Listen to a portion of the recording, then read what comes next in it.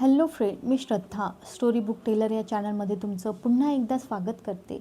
आपण ऐकत आहोत सौ माया साठे यांची हृदयस्पर्शी कादंबरी रश्मी. चला तर मग ऐकूया भाग 14. संपूर्ण रात्रभर रश्मी जागी होती.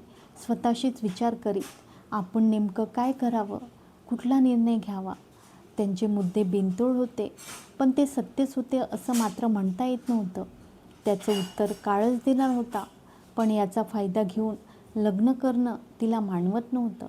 त्याच्यावर जर तिचं प्रेम प्रगाढ नसतं तर कदाचित तिनं आपलं सुख विचारात घेतलं असतं, त्याच्याशी लग्नही केलं असतं. पण तसं करणं तिनं महत्त्वाचं मानलं नव्हतं. त्याचं सुख तिच्या दृष्टीने महत्त्वाचं होतं आणि त्यासाठी त्याचा त्याग करणंच महत्त्वाचं होतं. तिचा निश्चय ठरला. सकाळीच उठून ती फैजाबाद रेल्वे स्टेशनवर गेली आणि तिनं दुसऱ्या दिवशीचं मुंबईचं रिझर्वेशन केलं आणि ती परत आली. सामान आवरणं फारसं कठीण नव्हतं, पण तत्पूर्वी अश्विनीचा निरोप घेणं महत्त्वाचं होतं. तिला सांगितल्याशिवाय जाणं तिला आवडलं नसतं. तिथून ती सरळ अश्विनी होती त्या हॉस्पिटलमध्ये गेली. तिला पाहून अश्विनीला नवल वाटलं. तू अशी काय दिसते आहेस गं? तिच्या उदास चेहऱ्याकडे पाहून अश्विनीला आश्चर्य वाटलं. मी मुंबईला परत निघाले आहे. का? कुणी आजारी आहे की काय? नाही. मग तू मुंबईला का निघाली आहेस? चंद्रशी लग्न करणं जमणार नाही मला. का? भांडण झालं की काय तुमचं? तो आला कानपूरहून? नाही, पण लग्न सुखाचं होणार नाही अशी धारणा झाली आहे माझी. तू म्हणते आहेस काय तेच कळत नाही मला. तुझं त्याच्यावर प्रेम आहे ना? अर्थातच आहे. मग तरीही मी हा निर्णय घेतला आहे. अगं, पण आधी कुणाचा तरी विचार घ्यायचाच तू. मी तुझ्या सासूबाईशी चर्चा केली. वाटलंच मला, अश्विनी म्हणाली. त्यांनी तुझ्या डोक्यात हे भरवलं असणार आणि तू वेड्यासारखा निर्णय घेतला असणार.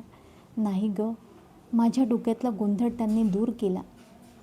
चंद्रशी बोलली असतीस तर गोंधळ त्यांनीच दूर केला असता. ती संधी मी त्याला देणार नाही. उद्याचं तिकीट मी बुक केलं आहे. तू त्याच्यावर अन्याय करते आहेस असं वाटत नाही तुला? थोडंसं तसं वाटतंय. हे जाणंही मला अवघड वाटतंय, हे खरं आहे. तू ते अधिक अवघड करू नकोस. तू असं काही करशील अशी कल्पना नव्हती मला. उलट तुमच्या दोघांचं जमलं म्हणून मी खुशीत होते आणि आता तू असा बॉम्ब टाकलास. मी तरी काय करू गं? त्याच्यावर तुझं प्रेम आहे अशी खात्री आहे माझी. त्याच्यावर माझं खरंखुरं प्रेम आहे गं, आणि तरीही तू जाते आहेस. मग काय करू? हे लग्न सुखाचं होणार नाही हे जाणवतंय मला. समोर विस्तव दिसत असूनही त्याच्यावर पाय दिला तर पाय भाजणार नाही का? मी ही चूक करीत आहे अशी कल्पना आहे का तुझी? मी पण गोंधळून गेले आहे. तुझं चंद्रशी लग्न झालं असतं तर बरं वाटलं असतं मला, पण विचार केला की तुझा निर्णयही बरोबर आहे असं वाटू लागतं. म्हणजे तुलाही तेच वाटतंय ना? वाटतं म्हणजे इतक्या करताच की तुझ्यात आणि त्याच्यात खूप फरक आहे. मालकी हक्क त्याच्या रक्तात भिनला आहे. त्याला तू बदलू शकशील असं वाटत नाही मला. त्यालाच नव्हे, या घरातल्या कुणालाच. सारेच जण मला परकी समजतात. म्हणून तू जात आहेस. म्हणजे माझा निर्णय योग्य आहे ना? अयोग्य नाही असं मी म्हणेन, पण त्याखेरीज अन्य पर्याय नाही हे मला पटत नाही. तो येईपर्यंत तू थांबली असतीस तर बरं झालं असतं असं मला वाटतं. यातून काहीतरी मार्ग निघाला असता. नाही गं, तो हे ऐकूनच घेणार नाही. त्याला भेटायचं भय वाटतंय मला. त्याचं भय कसलं गं? तो भरपूर देणारा आणि घेणारा आहे. खूप वेगळा स्वभाव आहे त्याचा. त्यांचं भय वाटण्यापेक्षा माझंच मला भय वाटतं असं म्हणणं योग्य होईल. त्याच्याशी लग्न केल्यावर माझं अस्तित्व राहील की नाही तेच सांगता येत नाही मला, कारण त्याच्या प्रत्येक सांगण्याप्रमाणे मी वागत जाईल. त्याला खुश करण्यातच मला धन्यता वाटेल, पण तसं होणं मला नको आहे. आमचं लग्न झालं तरी आम्हा दोघांना समान स्वातंत्र्य असावं हे माझं म्हणणं आहे.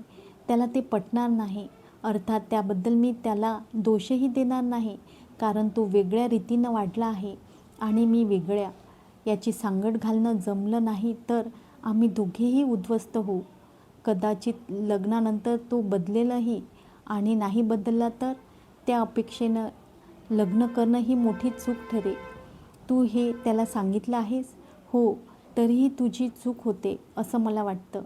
पुरुष बदलण्याची अपेक्षा आपण करणं चूक आहे हे मला पटतं, पण लग्नानंतर आपण बदलत जातो. आता माझंच बघ. तिचा चेहरा थोडा खिन्न झाला. माझ्या नवऱ्यानं बाई ठेवली आहे हे कळूनही मी जमवून घेत आहे. यापूर्वी मी असं करू शकेल असं कुणी म्हटलं असतं तर मी त्याची वेड्यागत तुलना केली असती. म्हणजे तुला हे ठाऊक आहे? हो, ती व्यथित स्वरात म्हणाली. माझ्या नवऱ्यानंच मला हे सांगितलं. तो त्याच्या मनाचा दुबळेपणा आहे आणि त्याच दुबळेपणावर मी प्रेम करते. त्यातच मी सुख मानते. तुला हे जमणार नाही असं दिसतं तेव्हा तू मुंबईला जाणंच इष्ट. कारण लग्न म्हणजे तडजोड. लग्न म्हणजे मनाविरुद्ध जमवून घेणं. दोघांपैकी कुणीही अरेरावी करणं अयोग्य आहे. तेच होणं मला नको आहे म्हणून मी जात आहे. तुझ्या बाळंतपणापर्यंत मी तुला सोबत करील असं मी तुला सांगितलं होतं. ते मी पूर्ण केलं. मी चलते. बछडाला सांभाळ. मुंबईला आईवडिलांकडे येशील तेव्हा माझ्याकडे ये. तिनं निद्रिस्त बाळाच्या गालावर हळूच ओठ टेकला आणि तिचा निरोप घेऊन ती बाहेर पडली. घरी आल्यावर ती सामान भरू लागली. सामान भरताना आपल्याला रडू कोसळेल असं तिला वाटू लागलं. आपण त्याला कधीच विसरू शकणार नाही का? रात्री जेवायला येण्याचीही तिला इच्छा नव्हती. आपण जर खाली जेवायला आलो नाही तर जाताना आपल्याला खूप दुःख होतंय असं अवांतिकाबाईंना वाटेल आणि त्यांना आनंद होईल. ती संधी त्यांना मिळू द्यायची नाही असं तिनं ठरवलं आणि ती जेवायला खाली आली. अवांतिकाबाई आधी येऊन बसल्या होत्या. मी काल जे बोलले ते मनाला फारसं लावून घेतलं नाहीस ना तू? अवांतिकाबाईंनी विचारलं. तुम्ही जे बोललात ते माझ्या मनाला बोचणारं नव्हतं अशी कल्पना करून घेतलीत तरी कशी तुम्ही? तू काही तरी कल्पना करून घेतली आहे. जे कधी सत्यात अवतरणं शक्य नाही त्याला काल्पनिकच मानायला नको का? तुम्हा परस्परांना एकमेकांबद्दल उत्कट प्रीती वाटत असती तर माझ्या बोलण्याचा थोडासुद्धा परिणाम झाला नसता तुझ्यावर. खरं की नाही? मला वादविवाद करणं सोसत नाहीसं झालंय. ती मंद स्वरात म्हणाली. मी उद्याचं तिकीट बुक केलंय. काही तासच मी इथं राहणार आहे. त्यांना मी पत्रही लिहून ठेवणार नाही कारण त्यांना कितीही चांगल्या प्रकारे लिहिलं तरीही त्यांची समजूत पटणार नाही. बोलता बोलता ती उठून उभी राहिली. आपल्या बुटातली अंगठी तिनं काढली आणि त्यांच्यासमोर ठेवली. ही अंगठी त्यांना द्या. त्या काहीच बोलल्या नाही. तिनं आपलं जेवण उरकलं आणि ती आपल्या खोलीत गेली. दुसऱ्या दिवशी ती मुंबईला रवाना झाली. 2 दिवसांनी तिनं मुंबईत पाय ठेवला तेव्हा ती विलक्षण भांबावली होती. आपण येत आहोत अशी तिनं आत्याला तार केली असल्यानं आत्या तिची वाटच पाहत होती. आतोबा मात्र घरी नव्हते. ते कामावर गेले होते. आलीस? मी तुझी वाटच पाहत होते. आत्या म्हणाली. तुझे हातपाय धुवून होईतो मी चहा करते की एकदम जेवायला बसतेस? नको, गाडीत खाल्लं आहे मी.